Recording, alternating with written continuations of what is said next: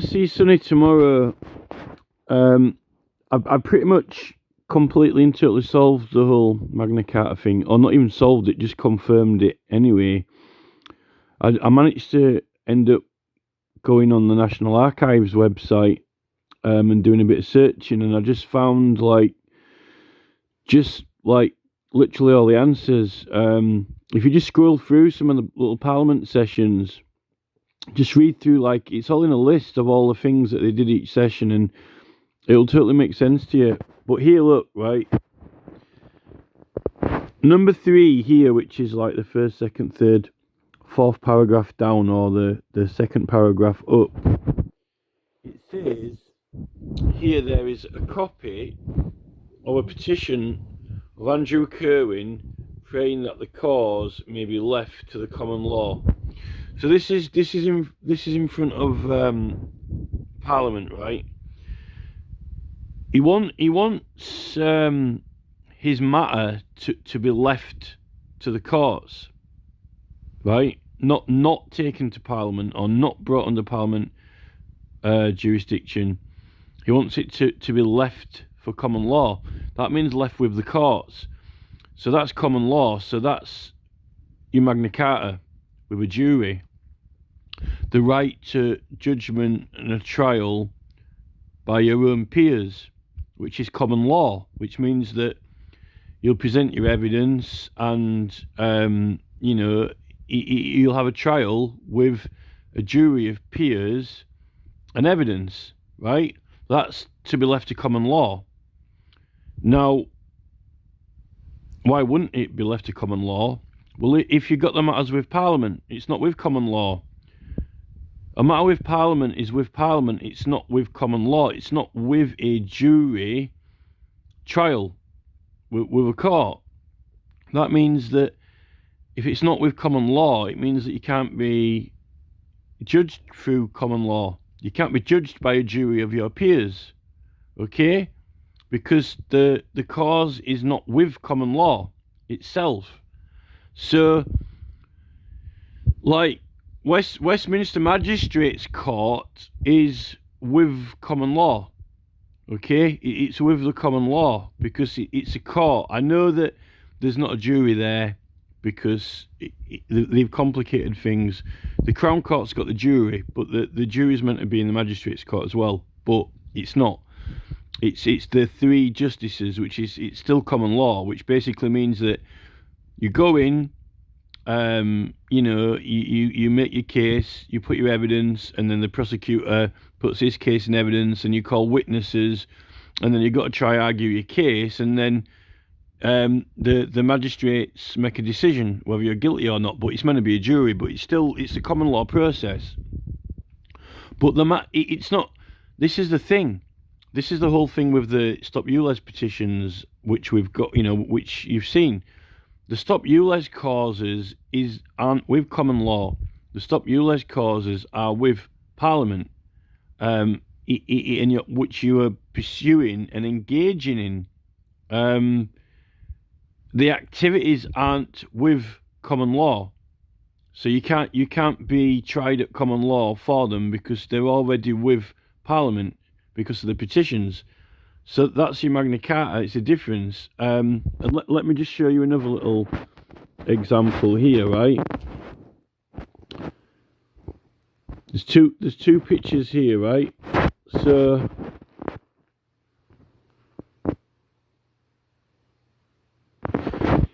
here's another little excerpt. This is another one of the pieces out of the National Archives, right? And he's actually, you've read all the parts in Magna Carta about, like, the barons and so forth. Well, this is like the opposite way around. So that guy was saying, like, he didn't want it to be heard at common law. He wanted it to be heard at common law.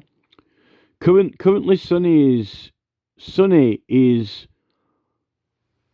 preparing a case to be tried at common law in a court, right, at Westminster, which is, we're saying that it's not with common law, it's with Parliament, and that's where your privileges are. Now, this is the thing, through that Magna Carta, there's always been a right to petition either houses of Parliament or the King. A lot of the time they didn't have Parliament because they only held it every few years, right? But so you've got the King and Council. Now you've always little people don't know this, but you've always got the option to be tried by the King and Council or either House of Parliament, supposedly, or have a matter determined by them. But if you choose to do that, you're not putting yourself at the judgment of your own equals, of your own peers, of a random jury of your peers. Not like you get one anyway at a magistrate's court, but you're meant to do, or Crown Court or whatever. It don't matter, magistrate's court or Crown Court, right? And that's the thing. You won't necessarily have the full proceedings of common law to get to have this trial where you can put your evidence out and make a case and, and so forth and so forth. And then they make a determination. Because if you go to Parliament, it's not a common law procedure or process. It's kind of like you're asking either the MPs to vote on it or the Speaker or whatever, or a committee in Parliament, and you might not even be summoned. If they want to summon you, they will, or they can make a determination based on their votes, like the council do when they vote on it, right? If they got a chair and a committee, or if it's in the Lords, they'll just decide, or whatever the justices, whatever they've got, or whatever they refer it to, depending on who's there or what format it is. They had all kinds. They got all different kinds of courts going on there. Like they had Star Chamber, Court of High Commission, loads of different courts that they could just conjure up or have it in front of Court of Appeals. But it's it's like the bar of the House of Lords or whatever. So it's like let me just read this part here. So this is like literally going straight to the Parliament and bypassing the common law, right?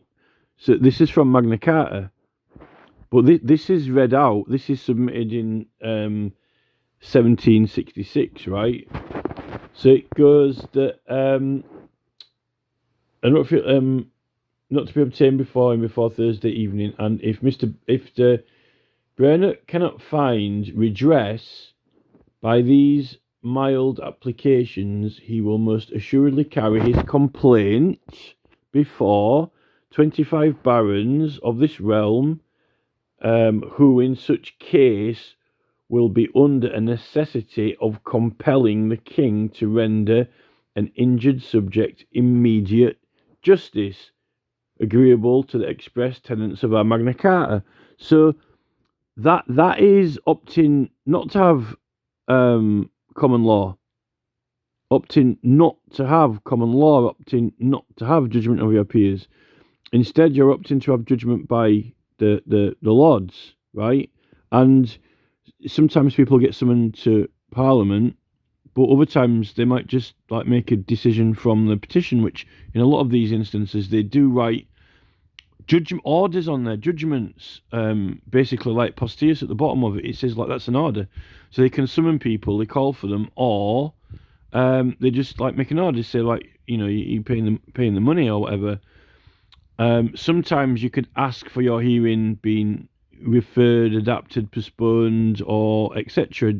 You can request what you want, really, I suppose. But the thing is, I mean, the point is, you're not going to get a what everyone calls a fair trial. You might not get what. Well, you are going to get a fair trial supposedly because they're meant to be like right and honourable, etc. But what I mean to say is, you're not going to get the format of like summary proceedings. You're not going to get supposedly, to you and your lawyer there, or duty solicitor, or whatever it is, and make your case, put your evidence, make a statement, and then the prosecutor has witnesses up and so forth, prove the case to the court, and then the jury decide if there's a jury there or not, or the three magistrates, and then they come up with a verdict and then a sentence or whatever. That's meant to be a common law. It's meant to be a fair trial. or summary, whatever. But what it's saying is, you can opt to if you got the right. Everyone's got the right to petition either Houses of Parliament or the King. Anyway, they're saying they don't do criminal now, but they're just like, they're just making up excuses. They can do it. They did it with the post office workers thing, but it's like it's people might not want that. They might want to be judged by, like, Extinction Rebellion. Extinction Rebellion have been going in there in these jury trials, and they've been getting acquitted. They've been getting acquittals. They've been getting not guilty on many occasions, which they've been, saying that, oh yeah, we've been getting many acquittals, and they've been doing all these, like, defend our juries, protests outside the courts and so forth, saying that, juries can decide based on their conscience, which is what they've done. That's from Magna Carta.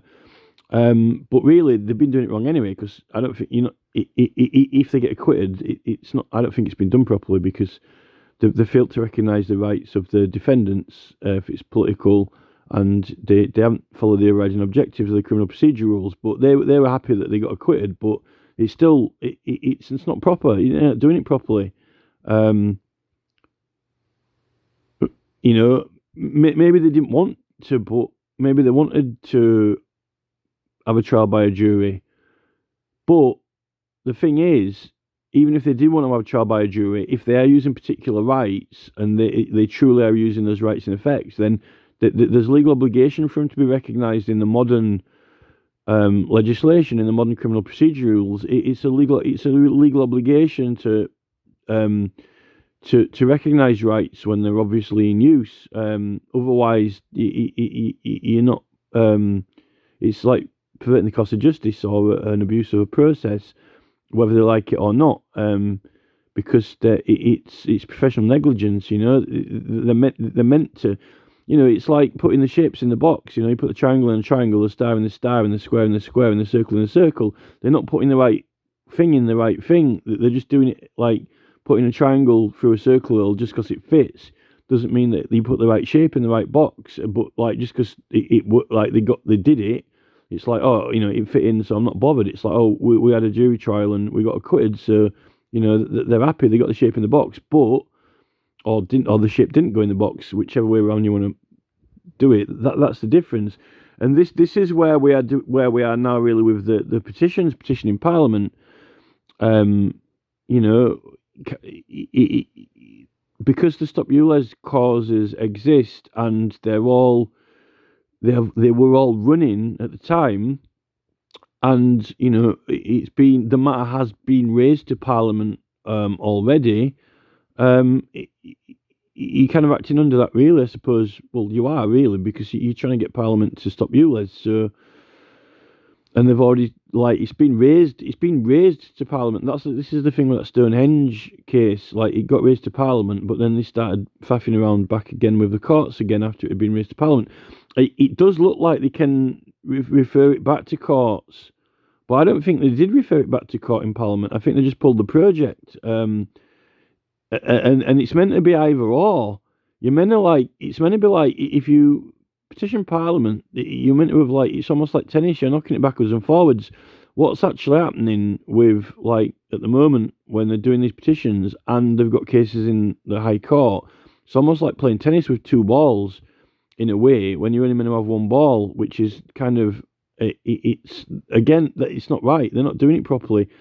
It's almost, the petition in Parliament's almost become some kind of red herring, or kind of undermined or illegitimised process, which they seem to have disconnected from due legal process, rather than being part of it and inserted into that process.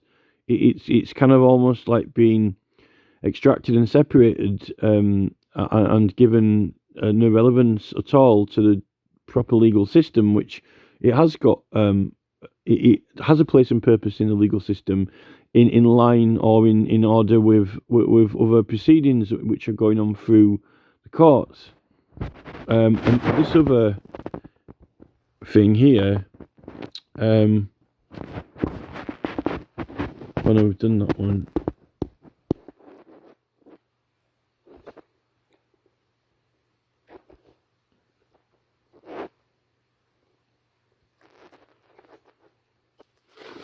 See here, look, I found a record of one of those writs of privilege.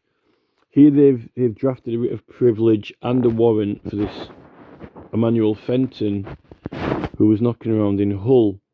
I think he ended up having to go to Parliament, but I'm not too sure whether I can't quite make out whether or not this writ and warrant are to apprehend him, and there is a privilege for the. I don't know if they've written out this privileges, writ and warrant to apprehend Fenton, or whether it's to be sent and given to Fenton himself to use. Obviously, I'll find out when I get the full document, but I ain't seen the full thing yet. This is just like a briefing for it. But it's one or the other. But I've noticed that there's some other cases actually in Parliament to do with this, so it could possibly be that the writ of privilege with the warrant has been issued to serve to the local area for everyone else to make use of to apprehend Fenton, but it could have been given to him, but I don't know if it's quite clear in this briefing which one. It's one or the other anyway. Right, this is the other one. What they're saying here is this guy got arrested. This is like I think this is in the 12 or 1300s, in the medieval period. So this is actually, I think this is de Lacy or someone. I don't know if he's related to the Baron de Lacy's or not, but anyway, he gets arrested and put in a castle at Sheffield, but then they send him up to York for some reason. And then I don't know if he ends back up at Sheffield again, but he's complaining that he's been arrested without any charge or without any writ at all. Without any writ or warrant. They just arrested him supposedly without just cause, without just reason. And what he's saying, what is important here is how he's describing it. So what he says here is he's saying, well, this is I don't know if this is the exact words, but this is what the National Archives archiver has written next to it when they've read it. It says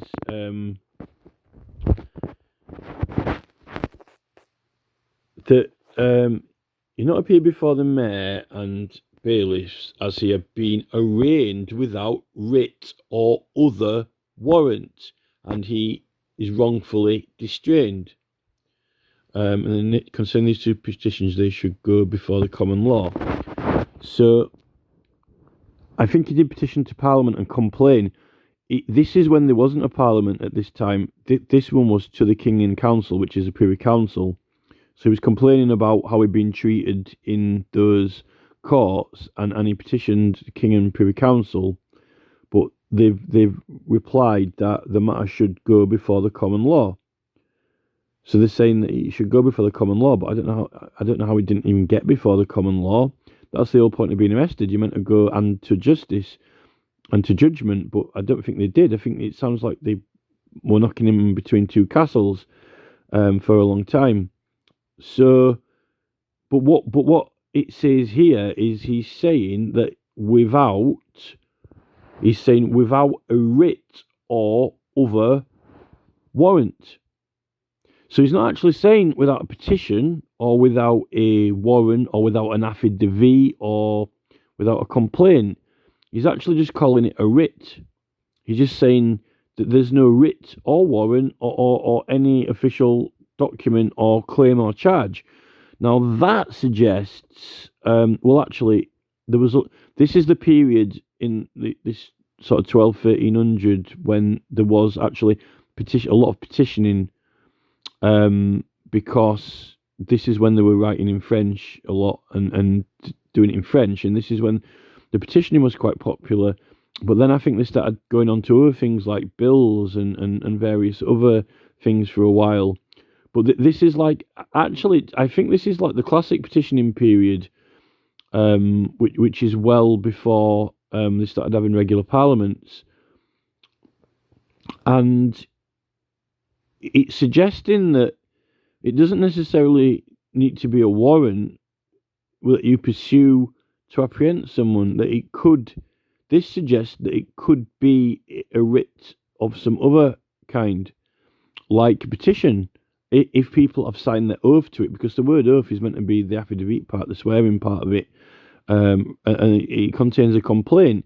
So you could suggest that a writ could be a complaint, whether you call it a petition or not. If it is a complaint or the complaint, it could have an oath on it, like oath is affidavit. So if it was an affidavit with an oath, then it's suggestive that could qualify to be acted on, because it's an official document, that someone's sworn to, rather than having to be a warrant, which the warrant is when you submit said document and then it gets, in whatever manner, action approved or given consent to proceed with, which is effectively when we put the petitions on Parliament website and you get your 5 signatures and then you've got to wait till they check it and then publish it. Well, you're getting warrant then, because what they've done is you've put a request in, a complaint or a petition, and then they've said proceed, which is that they've given you warrant on the document, that you've got warrant to act on it, which is what proceeding to collect the 100,000 signatures is doing, and it's published and on their website and everyone can read it. It's like on the notice board. So you've got warrant to, you were warranted to proceed with the request, so it's been authorised, been given authorisation. So you're on warrant to collect the 100,000 signatures by whatever means under the jurisdiction of Parliament, and that is what effectively you're doing, at tooting, effectively, because you're promoting that cause and sharing that cause, and it's trying to get more people interested in it. Which is, there's loads of those petitions knocking around on that on the Facebook groups that you also got loads of signs and banners for all of the Facebook groups. Kingsley has, and I'm pretty sure quite a lot of those people have got all those demos have got flyers printed up as well. I've seen people in the videos handing out flyers, but this is the thing: not everyone exactly knows exactly what everyone else is doing. Everyone just turns up, and people are sort of doing like different things. I've seen people with stalls, with flyers, all kinds of things. I mean, at that Biggin Hill event, there were people with stalls there, and some of them had flyers and things for the groups and stickers and all kinds of different things. Some of them have got some petitions as well. I mean, how did he get those? There's about 5 or so petitions with 100,000 signatures on the Parliament ones. When you add them up, they didn't come from nowhere. People find out about it, and also that they're trying to get people to join the groups as well, which is where a lot of stuff also gets shared. So it's kind of like one big thing, really. So that's pretty much the Magna Carta does figure into it, if you actually just know what it is. And what it is currently the police turned up and they brought charges through common law against you, right, when you're already acting on warrant from something else. And you're supposed to have freedom from arrest and imprisonment, which they arrested you and they detained you as well. So and you're not. It's not to be put in front of a jury of your own peers, because it's answer to judgment with Parliament, and they've already had a certain number of hearings, and it's still pursuing getting the whole thing stopped. And I've submitted that House of Lords one as well, for the whole kind of like for the entire, the whole thing with the whole thing being illegal anyway. So it's, when I actually mentioned everyone in there anyway, and in fact that petition really can differ from that magistrate's court anyway of itself, but it shouldn't have to. So this clarifies all the Magna Carta stuff, which I sort of knew it anyway, but it gives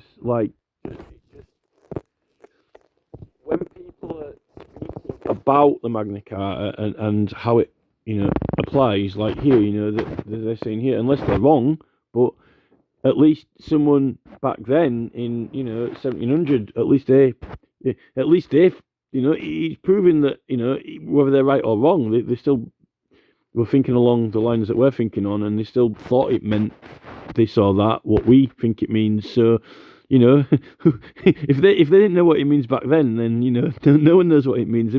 Someone must have knew what it meant. It's suggestive of that. If it didn't mean that, at least someone thought it did. That's I think that's the value in it.